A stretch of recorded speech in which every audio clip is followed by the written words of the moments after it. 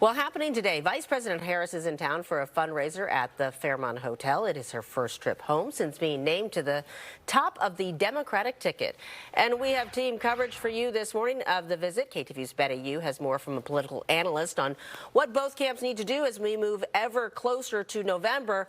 But we begin with KTVU's Greg Lee, who's been talking with organizers of the event and has more on what we can expect today. Good morning, Greg.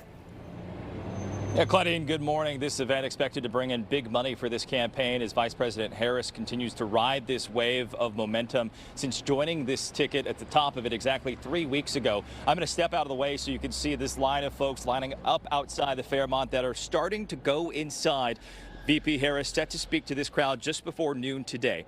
Now, according to a campaign official, nearly 700 people have RSVP'd for this event, raising more than $12 million already. Former House Speaker Nancy Pelosi headlining this event. She will speak. The event showing tickets went to $3,300 to $50,000 each. Now, this follows a swing state blitz for Harris and her new running mate, Minnesota Governor Tim Walz, this week. I spoke to a co-host of this event. Here's what he said. We were going down a Democratic death march, what turned into a national dance party. And she's infused not only great energy into the party, but into the country. Just continuing on the path of what we need to do as a country and how much is at stake.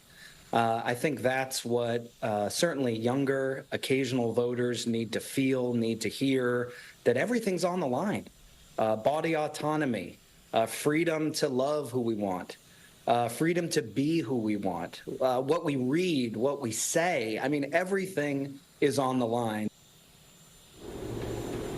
Now, today's fundraiser follows a record haul for the Harris campaign in the month of July, raising $310 million, $36 million just in the week after she announced Governor Tim Walz as her running mate.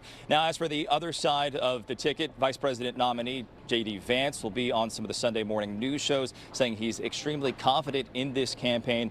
We should also note, yesterday in Las Vegas, VP Harris floated a proposal to not tax tips. That's an idea former President Trump has pitched. And on Truth Social this morning, he wrote, "She's looking really bad now. Everyone is waiting to see what idea or policy of mine she will copy next." Now, needless to say, there is palpable excitement outside of this fundraiser at the Fairmont. Again, VP Harris set to arrive around 11:55, and she will depart San Francisco this afternoon en route back to the White House. Reporting live in San Francisco, Greg Lee, KTVU, Fox 2 News. And Greg, it does feel a little bit like the Battle of Silicon Valley. You mentioned LinkedIn co-founder also being a part of this event as well. And we know J.D. Vance, with his ties to Silicon Valley, kind of went back and forth, both events being very high dollar when you talk about attendees. Yeah, and we have certainly seen Silicon Valley be a large part of this. We saw that group VCs for Harris start up last week, sort of in response to David Sachs and some of the other Silicon Valley founders that had gotten behind former President Trump. So they're certainly making their voices heard, but speaking more with their wallets for sure. Yep, absolutely. All right, we'll check in with you in just a bit. Greg Lee reporting live. Thanks so much. And